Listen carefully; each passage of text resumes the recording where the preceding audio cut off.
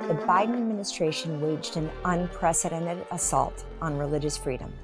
The new administration has a great deal of damage to repair. Here are 4 steps President Trump should take to restore religious liberty. First, rehabilitate the conscience and religious freedom division. The first Trump administration started a special religious liberties division at the Department of Health and Human Services. Together we are building a culture that cherishes the dignity and worth of human life. Biden disbanded it. This has left Christians out to dry.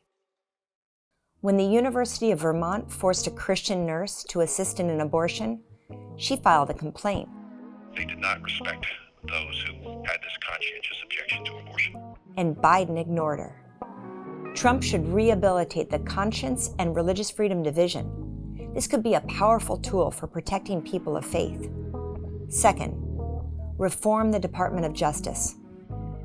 The Biden Department of Justice has repeatedly gone after people who resist progressive extremism. Consider Dr. Ethan Heim. Heim leaked to a journalist that the hospital in Texas where he worked had secretly continued transgender procedures on minors, despite pledging that it would stop.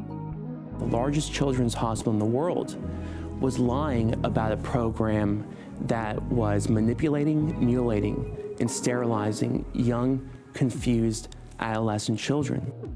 For this crime, Dr. Heim was indicted by the Biden Department of Justice and charged with violating patient privacy rights. Or consider Bevelyn Beatty Williams, a pro-life activist.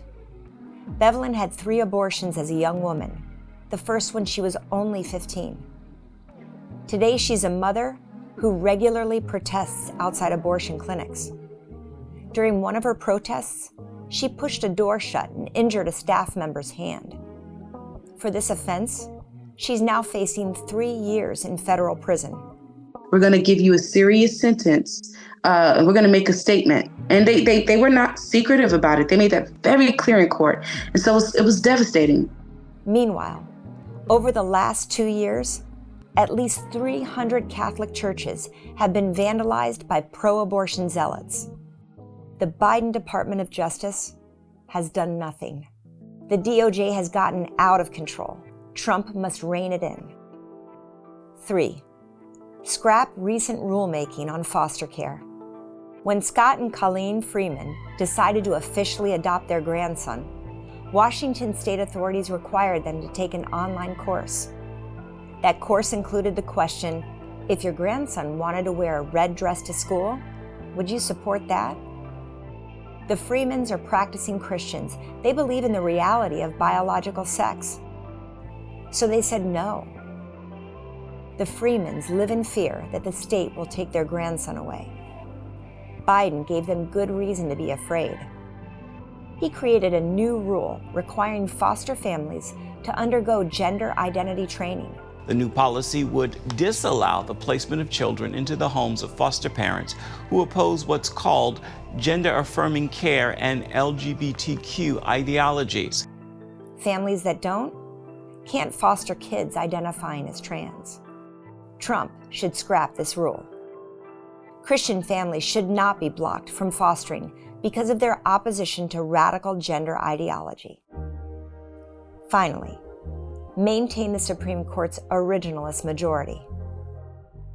During Trump's first term, he appointed 3 justices committed to robust religious rights. Those are great people. They're doing an incredible job. And his appointees have done an excellent job. They've blocked the government from interfering with Catholic schools in California. They've allowed Christian schools to participate in school choice programs in Montana and Maine. 1 or more justices will probably retire in the coming years.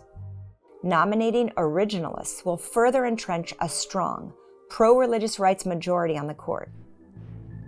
For 4 years, religious rights have been under assault. Trump should take these 4 steps. Rehabilitate the conscience and religious rights division. Reform the Department of Justice. Scrap new rules on foster families. And nominate originalists to the Supreme Court. That would go a long way to repairing Biden's damage.